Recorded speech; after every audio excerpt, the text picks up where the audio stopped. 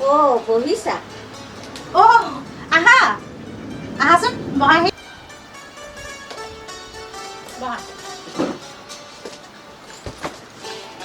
ভালেই হ'ল তুমি আহিলা ইমান আমনি লাগিছে অকলে অকলে থাকি আমাৰ আকৌ আজি এখেত ৰিটায়াৰ হ'ব নহয় হয় নেকি এখেতক চাগে বৰ দুখ লাগিছে নহয় মোৰ ভালহে লাগিছে এতিয়া তেওঁ ঘৰখনত অকণ সময় দিব পাৰে হয় বাৰু সেইটো বহা চাহ একাপ বনাই নালাগে চাহ নাখাওঁ দিয়া ইমান গৰম মই নীলিমা ঘৰত সোমাবগৈ লাগে যাওঁ দি আহিবা আকৌ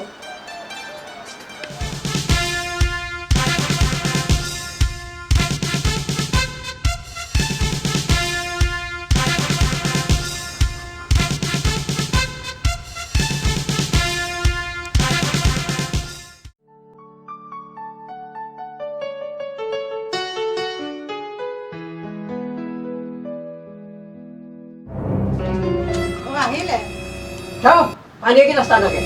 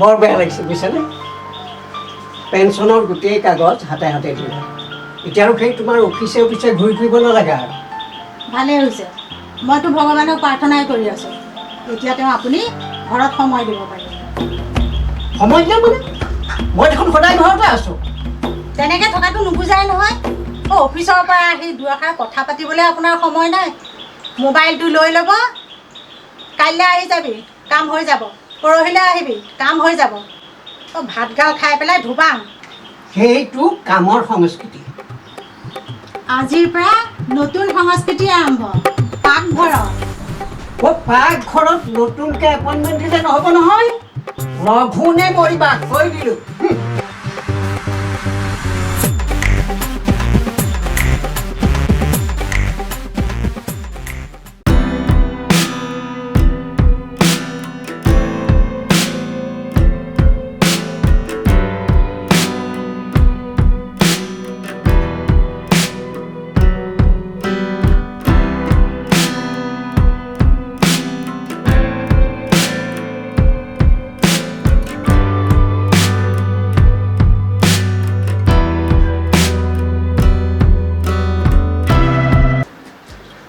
কিহৰ কাৰণে আপোনাৰ কি এই অৱসৰ পোৱাৰ কাৰণে নেকি অৱসৰৰ কাৰণে চিন্তা হোৱা নাই তেতিয়াহ'লে এই ইমান বছৰ এতিয়া অফিচত চাকৰি কৰিলোঁ সেইকাৰণে সেইটো অৱশ্যে হয় এতিয়া কিবা এটা কাম উলিয়াই ব্যস্ত হৈ থাকিলেই হ'ল অন্য নহ'লেও বাৰীখনতে কিবা কিবি এটা কৰি চলিব পাৰিব সময়ো পাৰ হ'ব বাৰীত কিবা কিবি কৰিবলৈ জেগাই নাই নহয় ঘৰ লেট্ৰিন বাথৰুমে লৈ মাত্ৰ একঠা 5 লোচা মাটি মাজত যিখিনি আছিল আৰু আমাৰে আৰু ধুনীয়া বনৰীয়াকৈ ফুলৰ টাববোৰ লগাই থৈ দিছা কি কৰিম নহ'লে ক'ৰবাত দোকান এখনকে দিয়ক ব্যৱসায় অভিজ্ঞতা মোৰ নাই নহয় অৱশ্যে এটা নতুন ডিপাৰ্টমেণ্টত এপইণ্টমেণ্ট এটা পাইছোঁ সেইটোতো ভাল খবৰ কোন ডিপাৰ্টমেণ্টত পাইছে আমাৰ এওঁ ডিপাৰ্টমেণ্টত মানে পাকঘৰত সপ্তাহত 4 দিন ৰন্ধা বঢ়া কৰিব লাগিব মই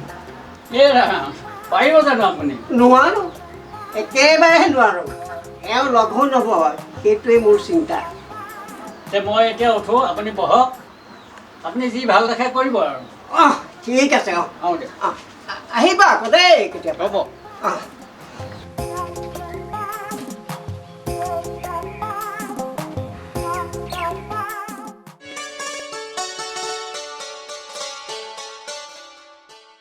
আঞ্জাখন কিন্তু বৰ ধুনীয়া ৰান্ধিছা দেই। এইটো ৰান্ধনিৰ কৃতিপ। সেইটোৱে, তুমি ইমান ধুনীয়াকৈ ৰান্ধা, মই নোৱাৰিম নহয়। মই এই বাচন বৰ্তন ধুই দিম, পাচলি কাটি দিম, এই কথা যদি এইসোপা চব মই কৰি দিম হা, মই ৰান্ধিব নোৱাৰিম বুজিছা। নহ'ব নহয়, ৰান্ধিব লাগিব, এইটো এটা আৰ্ট।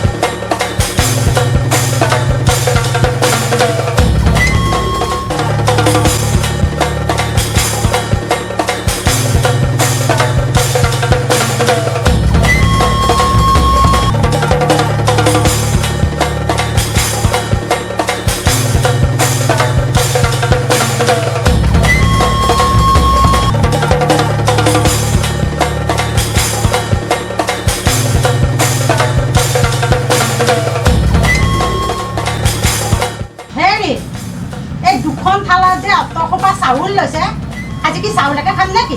নহয় মানে আমাৰ দুটা মানুহৰ কাৰণে জোখত চাউল থৈ আহিছোঁ আৰু।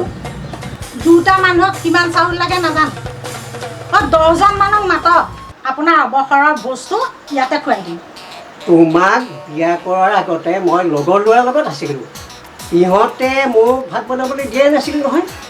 এতিয়া কাম এটা কৰিবা, তুমি এই হিচাপবোৰ কৰি দিবা, মই সপ্তাহত এই তোমাৰ 4 দিনেই ভাত পাম।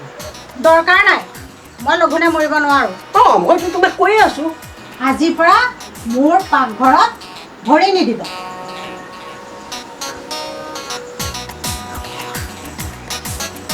সঁচা প্ৰভু, এতিয়া বাৰু কি কৰা যায়? কাগজ কলম লৈ এওঁ নামতেই কবিতা লিখা আৰম্ভ কৰি দিওঁ।